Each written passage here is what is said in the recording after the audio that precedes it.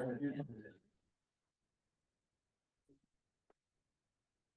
morning, everyone. Thank you. Good to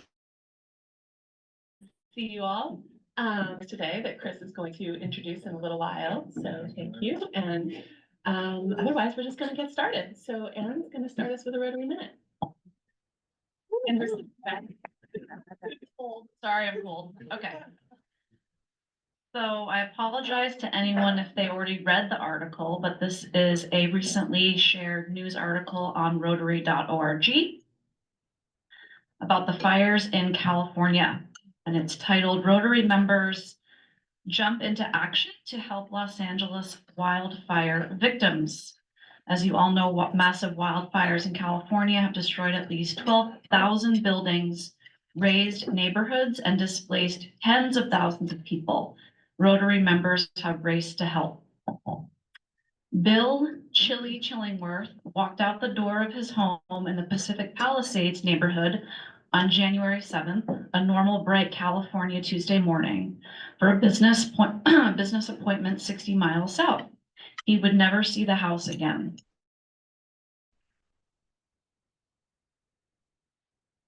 Bill Chillingsworth, a member of Rotary for more than 35 years and president-elect of the Rotary Club of Santa Monica, California, has an extensive global network of fellow members calling, texting, and emailing to offer help. Those connections buoy him as he helps plan and participate in two major fundraising events. On March 1st, the club's annual $150,000 black tie benefit will direct the bulk of this year's proceeds to fire relief. And Chillingworth is scheduled as a featured speaker to discuss his fire experience remotely for a Seattle area fundraiser in late January. That fundraiser in Washington was organized in a matter of days by Larry Snyder, who goes to California to serve as the auctioneer every year at Santa Monica's black tie event. Snyder isn't a Rotary member himself, but on the sheer basis of his 5 years of work with and respect for Santa Monica, he believes they are a conduit for philanthropy that people can trust. Rotary is all about jumping into action as quick as we can, says Chillingworth, whose club of 100 plus members has kicked into service overdrive, even with close to a quarter of those members now without homes. As a point of fire reference, all members of the much smaller Pacific Palisades Rotary Club have lost their homes, as well as the business where the club met. That quick action is important, especially if it's the right action, says Brady Connell, governor nominee or Rotary District 5280 in California. A lesson driven home in the outpouring of desire to help is that random collection of physical donations may not be as efficient as a more purposeful needs assessment, says Connell, a member of the Rotary Club of Playa Venice Sunrise. That's where Rotarians can really come in because they are very connected to the community. Members have been helping displaced people in their communities with paperwork for insurance and the Federal Emergency Management Agency, lending spare bedrooms and providing money, clothes, food, and listening ears. But there's a bigger, longer-term picture, says Connell. His club is working with the Santa Monica Club, which includes leaders from crucial frontline assistance organizations like the YMCA, Salvation Army, Boys and Girls Clubs, and Meals on Wheels, to focus on fire relief and what families are going to actually need when they're given access to their properties. The two clubs have partnered on a safe search project to provide ash sifters and protective wear to families returning to their homes to go through the ruins. Home Depot has donated 150 sifters to the two clubs, and they have applied for a grant from the District 5280 Wildlife Disaster Relief Fund to buy protective kits of goggles, bodysuits, gloves, and booties. Steering Rotary momentum across a large chunk of the Los Angeles basin is Albert Hernandez, governor of District 5280. By profession, he operates a homeless services nonprofit in Burbank, a city situated between the two big fires that were still burning in late January in the area of the Palisades to the west and the Altadena community to the east. With his work and service missions aligned, he's accustomed to meeting human needs, which he says fall into two categories: the monetary and sense of touch, as I call it. Monetary contributions allow us to get what we need when we need it, he says, convinced it should be a service priority after witnessing evacuation centers across LA turning donations of food and clothing away because there's no storage space. His district's fire relief fund has collected $250,000 as of January 20th.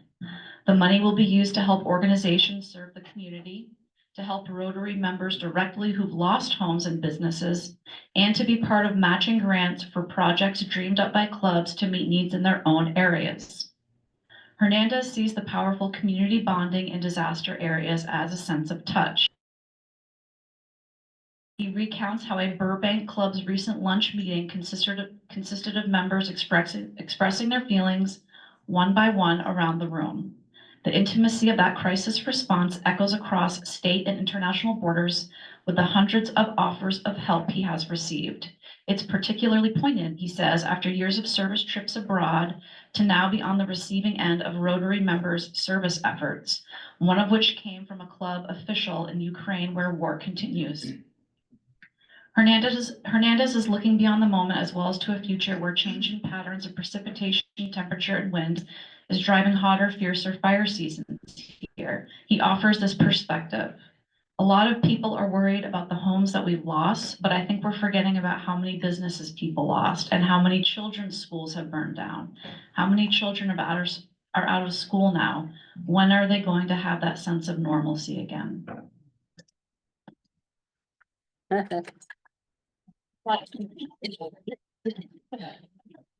Thank you, Erin. I had not read that article, so good information. And now I'll hand it over to Chris to introduce our speakers. Heads up to Lisa and Matt. This will squeal if you move around. So yeah, I think we're in a good position right here. So it happens to all of us. Tucked behind tucked behind Guy Farm and Yard, I'm not sure why it's so hard to get that out this early in the morning, is the little food pantry and a small garden. And that's what we're here to talk about today, the two speakers. The little food pantry is associated with the Jean Garvin School under the larger umbrella of the Howard Center. And it was the recipient of one of our $1,000 grants this year, specifically to help out the little food pantry. And I've invited Lisa Bilowith and Matt Conforti, is that how we pronounce it? To talk to us today, both about the Jean Garvin School, which as I get out in the community and I mention this project, a lot of people don't know much about it. They don't know where it's located, and they really don't know who the school serves. So I've asked Lisa to start broad and Matt to start broad and just educate us a little bit about the Jean Garvin School, its affiliation with the Howard Center, the student population, who they serve, what their curriculum is, et cetera. Give us a better feeling for that. And then more specifically, to talk about the little food pantry, which is what we all funded. So this is an example of how we put our fundraising dollars to work to support different organizations and some of their projects in the community. Well, let me just tell you give you a very brief overview of who these two individuals are, and then I'll invite them up. Lisa Bilowith is the director of the Garvin School and has worked at the Howard Center for 36 years and for Garvin for 27. So she's been there a long time. I'm sure she can talk about how it's evolved over those years. Lisa has a social work degree and a master's degree in education. Matt Conforti has taught science in Barrow, Alaska. So this weather can't be a problem for him. I lived in Montana for 8 years and I thought this was pretty cold. But anyway, so Barrow, Alaska, prior to coming to Garvin, I'm sure there's a story here, coming to Garvin in 2018. Matt taught science for 4 years before earning a master's degree in educational leadership, and he is now the educational director of the Garvin Delta program. So hopefully he'll talk a little bit about that. So I will turn this over to you, Lisa, and welcome our two guests today. Thank you very much.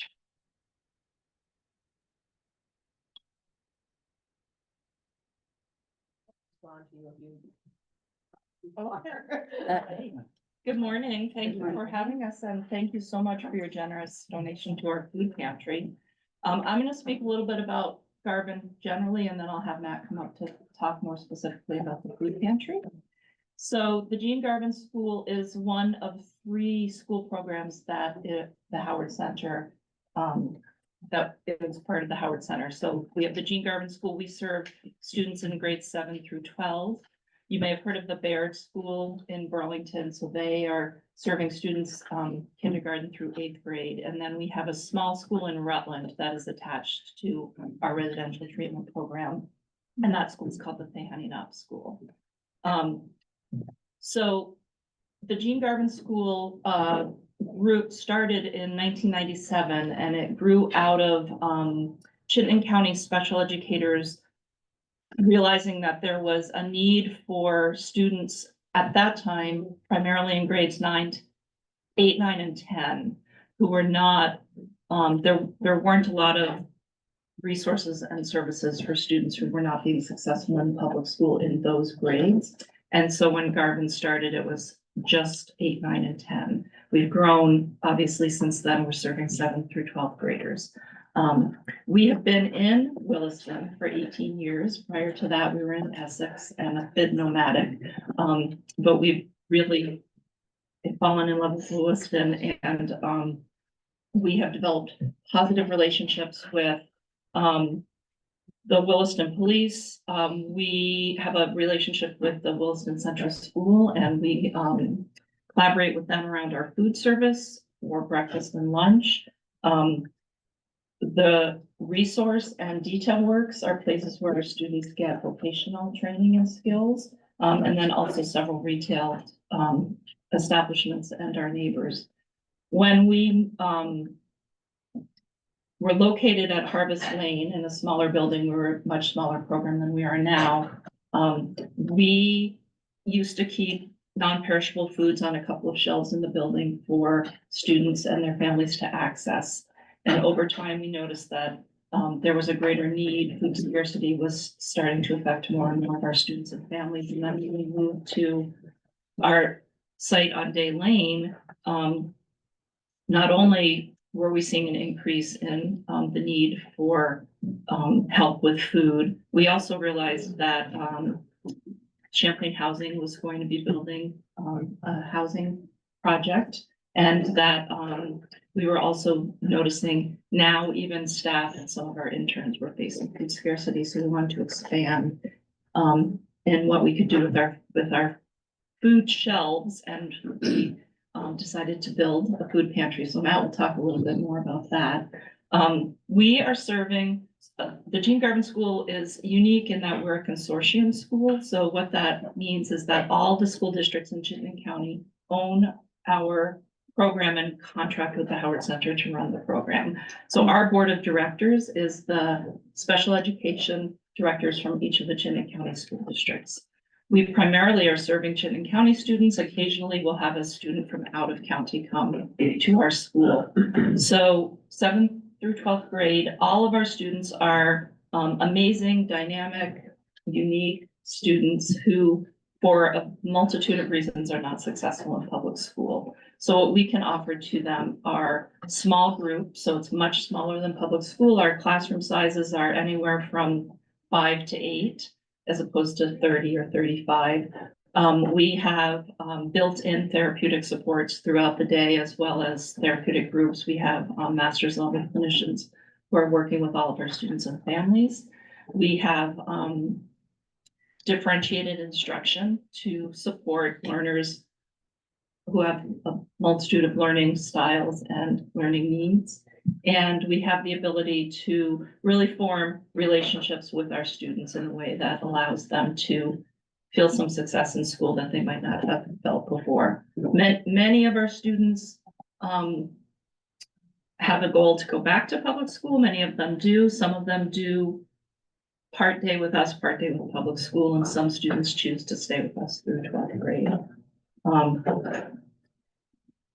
What else can, like I said, we've seen that increase in food scarcity. We've seen an increase specifically, I think, since the pandemic. We've seen an increase in the acuity that we're seeing in students. We're seeing a higher level of anxiety, a higher level of depression, a higher level of students who really need supports. Prior to the pandemic, Jean Garvin School was one program and we served 26, 27 students. The board of directors started to realize that there was a need for a different kind of alternative programming for students, and we decided, with the help of Matt, to develop our Delta program. So we are now 2 programs co-located at the Daylane site. The Delta program is a much more alternative program, and small group instruction and afternoons are spent in the community doing experiential learning and community-based learning, part of which the food pantry role. So we now serve in that building. We have the Delta program serving 22 students. We have the Odyssey program serving 27 students. And fingers crossed, as of this coming Monday, our Delta program will be fully staffed for the first time since we launched it. So the workforce shortage has certainly affected not only us, but many places, but we are finally going to be fully staffed. So we'll be able to serve the full 22 students. So I don't know if anybody has questions for me. Why don't we go right to Matt? Go right to and then Matt? that will give us a sense of everything that's happening, Okay. and yes, we'll open it up. Okay. for questions.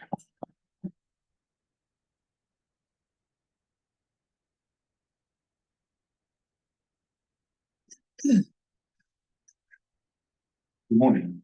I appreciate the help in staying still. I'm already off. Do it immediately. Not moving and talking is challenging for me. Hold it lower.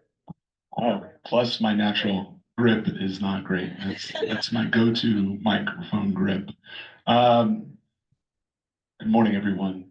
Really grateful to be here this morning. It's a really interesting and important marker, I think, in the growth of what we've done at the Jean Garvin School. Part of the magic of the pantry is that it's given us a forward-facing interaction with the community, which is one of the goals, right? Our students come from a variety of places, but all over Chittenden County, and regardless of what their background is or their experience is, one of those through threads is some sort of a complex trauma, and at the very least, some sense of or perception of being rejected from their community. So a lot of the work that we try and do with them to build that sense of belonging and sense of community, and to be recognized within this community is really appreciated and valued. So thank you. Excuse me. One other thing I want to say before I forget about where we fit in the school system that Lisa mentioned is that we are an independent school. It's worth underlining right now to so many people that are active in our community what the role of independent schools are and who we serve in that way. So we serve students that have been historically underserved by their school district, or to not put it too finely, rejected in some way, right? These kids fit out. We don't understand them, we can't serve them, and they're rejected from their community. Can't really serve them. So that's a part of what we do, is to restore that sense of connection and belonging, often to have them be successful back at their mainstream public schools with new skills, or to go on to other things, tech schools, things like that. But that's a part of the work that we do. It's also, I think, really interesting to be with a group of such service-oriented people. The food pantry came out of how we build that sense of belonging and community through service, and was a result of something that went awry. I remember everything about that pantry except for how it exactly started. Right? I'm not sure what that student did to earn that project. But I remember everything about building it with him and getting materials and evolving the idea and working through iterations of those sketches with him. And it's quite a testament to who he was that it still stands, and that he was the seed of this thing that's grown now into a community garden and has sponsorship from members of the community. It's quite a success, and I can't wait to share with him what has happened from whatever thing he broke or did to earn that opportunity.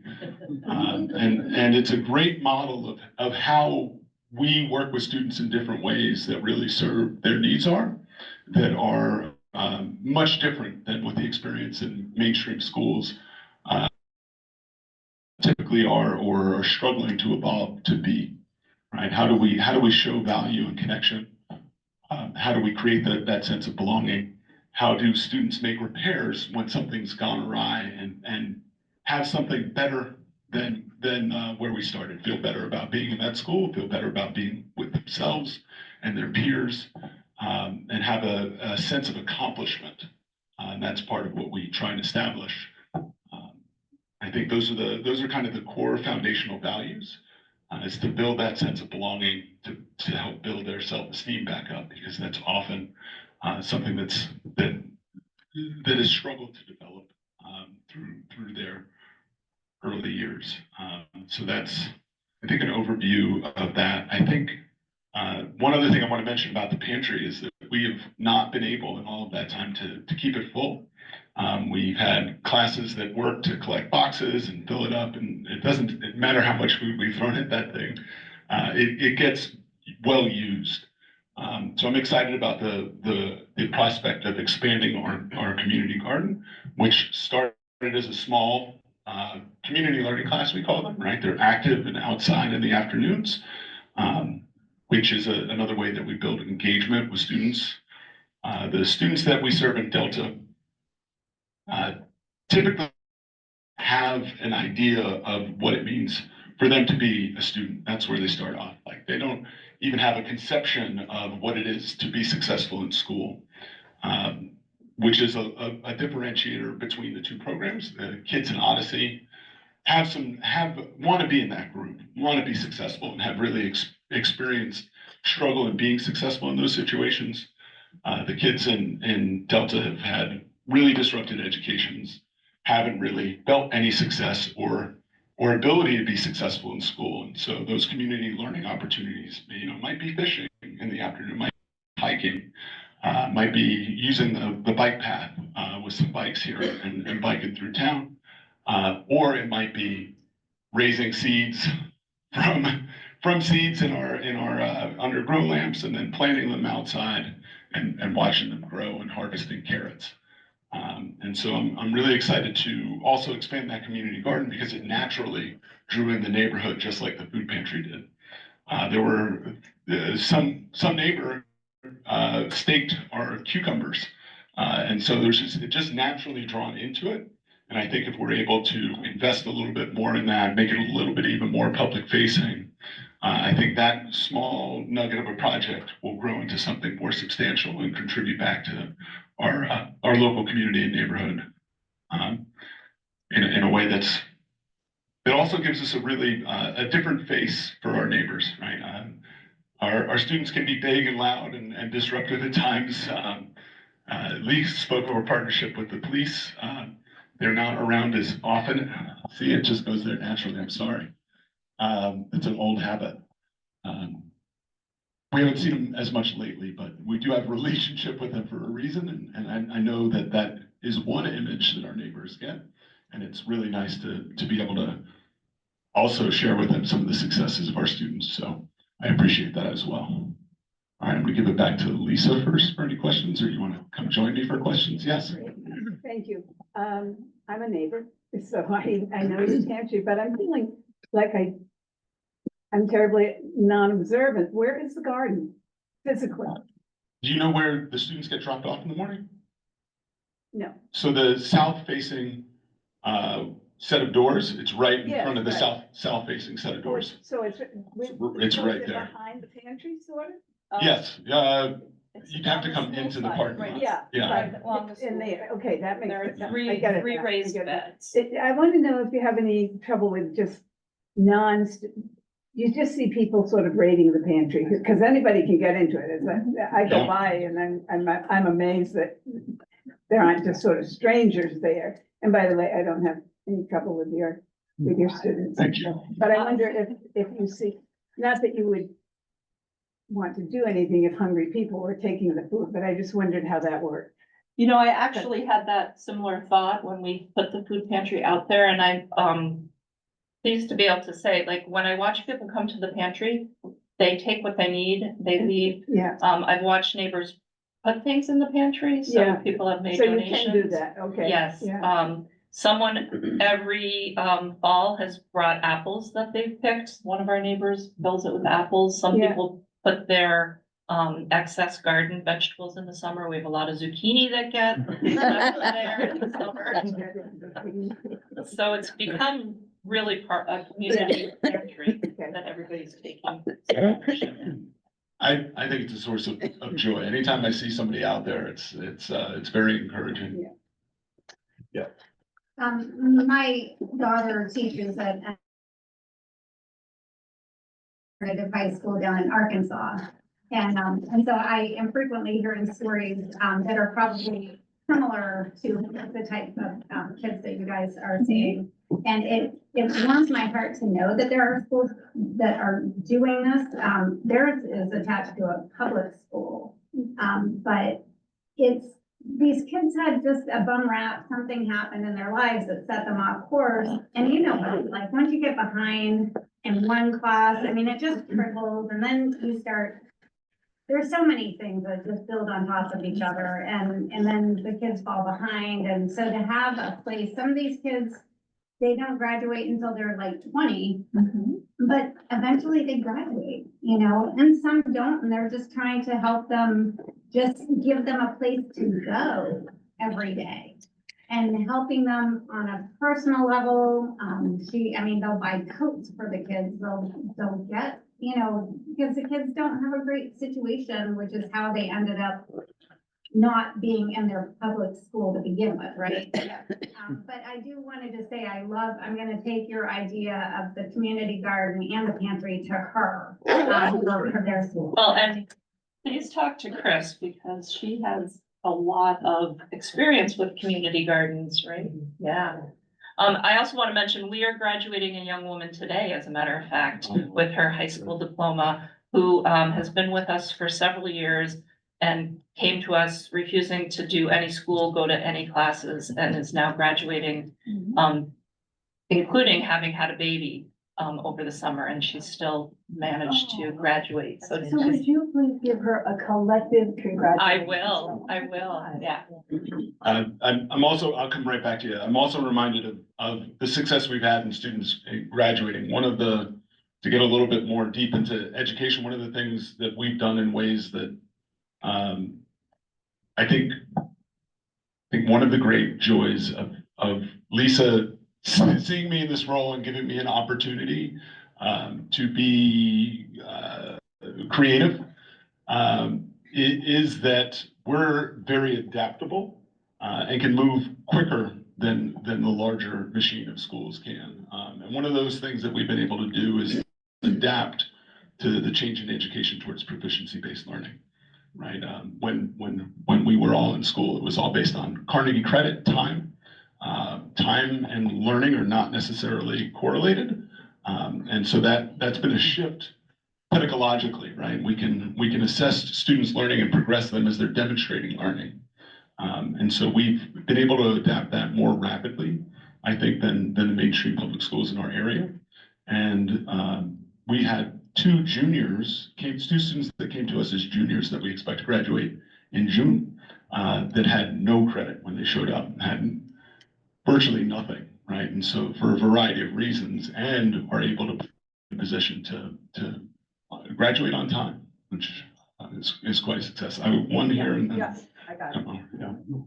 Yeah, so on the food shelf, the food pantry that you're talking about, if I remember right, it's actually a combination of food and non-perishables. And so could you talk about that? And the second thing related to that is there one student that is filling it, or is it multiple students, and how does that get chosen? Or I'll address the first part of Sure. that and address the second. So yeah, so the food pantry has non-perishable foods.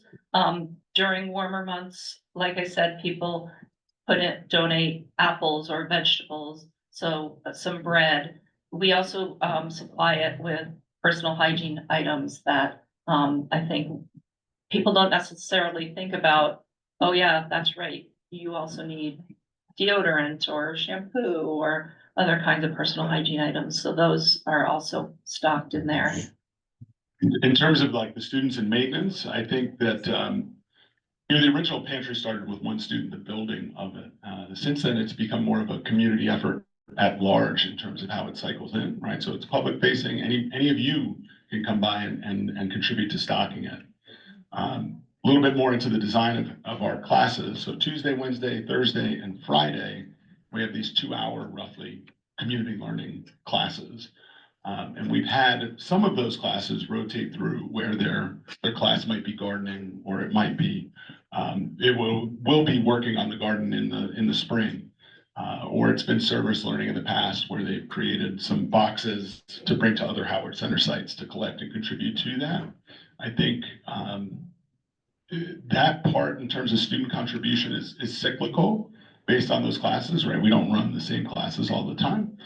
And I think we're at a stage right now where we're trying to focus on things that will be more self-sustaining for the food pantry, right? And so how do we have greater involvement in the community, and how do we involve students in building that greater involvement? Can we get one of those boxes? Can we make the connection with a local store that'll manage that box and drop it off? Or can we get out into the community more and bring more of the community in to that project? And how do we work on those skills as well with students? How do you make connections and work with community partners, establish those things to make it a little bit more self-sustaining too? Great, thank you. One more question? Thank you. Thank you for being here. I also need a box of tissues because some of your stuff has really touched my heart. It's nice that the students do service work, and you might not know this, but Rotary is all about service. And we would really, I will speak for myself, but I think I can speak for the rest of us. I would love to see some collaboration on service projects between the students and at the Jean Garvin School. And that's so, Chris Stewart. Chris Stewart. Chris Stewart. Can we chat? That's great. Yeah, be able to get my contact very easily. So. I'm really thrilled that you're here today. As I said, a lot of people, I know you've come, I think, to speak to Rotary in the past, but I think a lot of people don't know about the Jean Garvin School in the community. They don't, certainly wasn't aware of the Delta program until this happened. And these are really important missions. And as Leslie mentioned, they're very closely aligned to what we do, whether it's the trunk or treat, or whether it's the Easter egg, or whether it's painting trail work or painting benches. So really, I think talk to Chris Stewart or Leslie or any of us and see if there are ways that you can get the students involved with us, if that works for you. And sure. I really appreciate your time this early in the morning and hope you enjoyed your breakfast. I did, thank you. I really appreciate the 7:15 morning meeting. How did you get from Barrow, Alaska to Williston, Vermont? Real quick. I can do it in maybe 30 seconds. I grew up in New Jersey. I graduated college at Rutgers right in the middle of the housing bust. So huge downturn, wanted to go west. Started in Anchorage, Alaska. Wanted to go back. And that's where I learned I wanted to be a teacher. Alternative route, teacher certification program. Had to partner with school district. Yeah, that's pretty, Yeah, pretty darn. that's how I ended up. Well, thank you both. And we have one more job for you. What we do is we donate to the school, Williston Central School Mentor Program on your behalf. That's what happens with all of our speakers. And we'll, so you get this card, so Thank you. you know what we are doing, and we'd ask you to draw one ticket and read the last, what, 4 numbers? Three numbers. 1, 2, 2. Yay! There you go. Very good. Thank you all very much. Thank you. Okay. Thank you very much. Thank you all. Thank you. Thank you so much, Matt and Lisa. That was great. I didn't really know anything about any of that, so, yay. All right, Leslie has an inspiration for us. I do. Let me first, if you would put your contact information, that would be fabulous. See, she has one of my favorite books on the table. So, actually, this is Here. my bag of, oh, like you can't hear me. Oh, my bag of inspiration. I really love these microphones. So my bag of inspiration. Thank you, Lisa and Matt, for being part of my inspiration today. I really appreciate that. Great, great talk, great program. So, as I talked with Howard earlier, time to breathe. I have 3 inspirations that I would like to share today. First comes from Pema Chodron, and the book is called When Things Fall Apart. I don't know if anybody's ever experienced anything falling apart.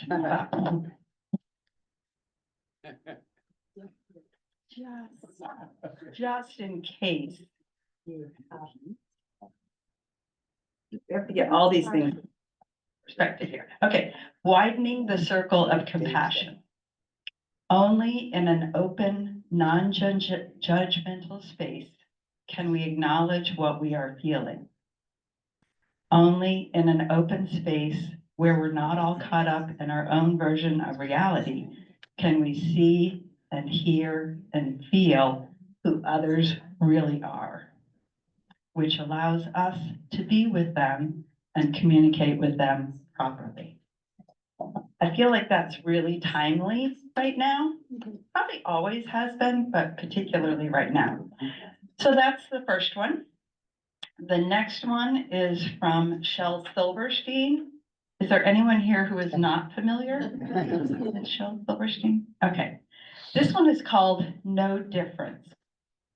Small as a peanut, big as a giant. We are all the same size when we turn off the light. Rich as a sultan, poor as a mite. We're all worth the same when we turn off the light. Red, black, or orange, yellow, or white. We all look the same when we turn off the light. So maybe the way to make everything right is for God to just turn out the light. So those are my first 2. So the last and the most important one is that I wish that you all could see all of you from my perspective and the inspiration that you all give to me every time we're together is pretty powerful. So just take that, and I hope that it gives you a little spot of happiness throughout the day to know that you're really, really important and you make a big difference every day. So thank you. Thank you. Thank you, Leslie.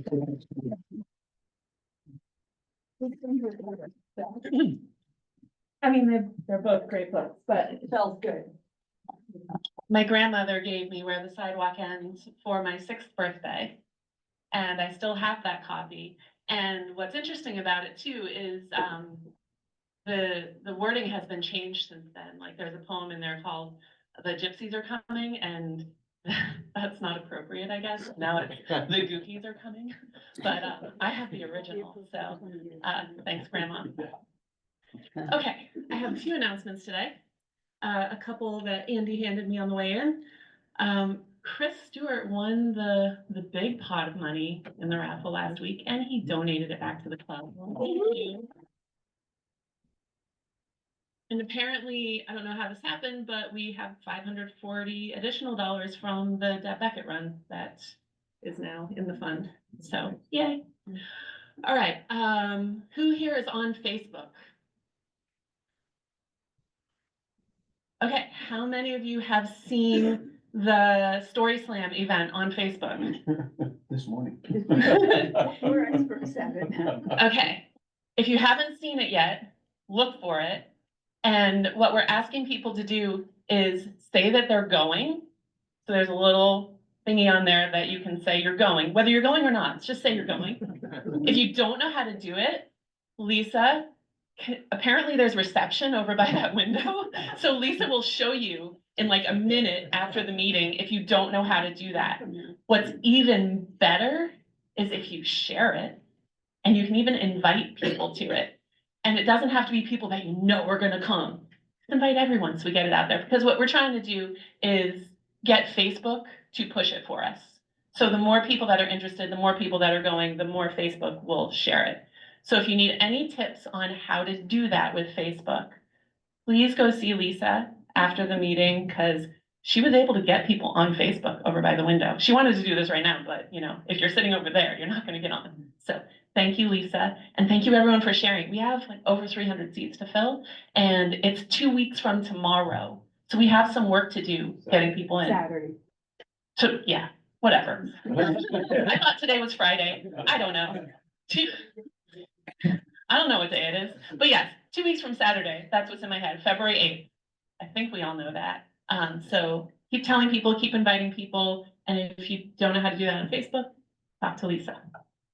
Okay, tomorrow, Matt Coda and I are going to be interviewed on the radio. It's WVMT, right? Is that what you said, Jen? Correct. Like we were last year about the Story Slam and heating assistance. So that's happening at 7:30 tomorrow morning.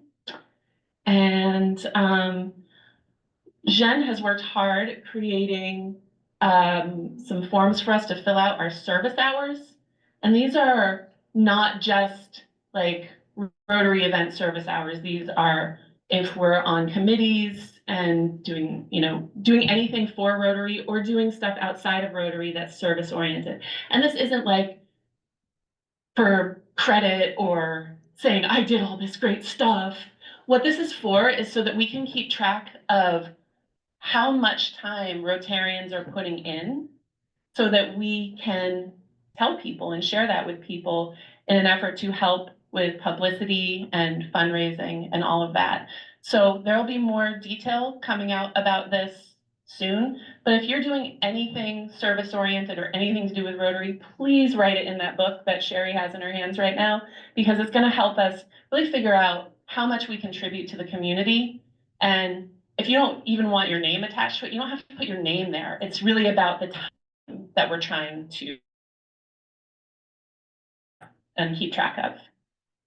Yes, Jen. I'd just like to add this so we can hear you. Yeah, sure. We're